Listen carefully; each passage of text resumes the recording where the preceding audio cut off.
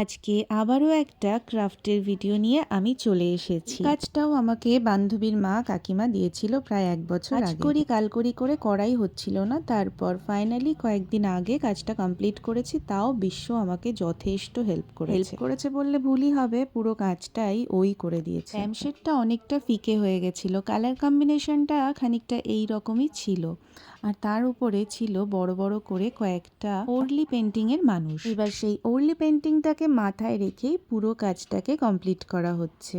আসলে এই কাজটা নিয়ে যখন বসা হয়েছে তখন আর পুরোনো ভিডিওটা করাই হয়, বিফোর আফটারটা দেখাতে পারলাম না, কিন্তু কাজটা দেখলে নিশ্চয়ই তোমরা বুঝতে পারবে কতটা নিখুঁতভাবে করা হয়েছে। আর আমার তো এটা ভীষণ পছন্দ হয়েছে, মানে এতটাই পছন্দ হয়েছে আমি নিজের ঘরের জন্যও একটা ব্ল্যাঙ্ক ল্যাম্পশেড কিনে নিয়েছি। পরে কখনো সেটা রং করে তোমাদের সাথে শেয়ার করব। ওরলি পেন্টিং কিন্তু আগেকার দিনের দেওয়ালগুলোতে আঁকা থাকতো। এগুলো সম্ভবত ট্রাইবদের হাতের আঁকা এবং দেখতেও একটু অন্যরকম, কিন্তু তার মধ্যে একটা নিখুঁত সৌন্দর্য আছে যা আমাকে সবসময় ভীষণ মুগ্ধ করে। অপূর্ব একটা সৃষ্টি। পুরো কাজটা শেষ হয়ে গেছে এবং কাকিমার বাড়িতে আমি জিনিসটা পৌঁছেও দিয়েছিলাম এবং বলেছিলাম ফাইনালি এটা আলো জ্বালিয়ে আমাকে একটা ভিডিও দিতে।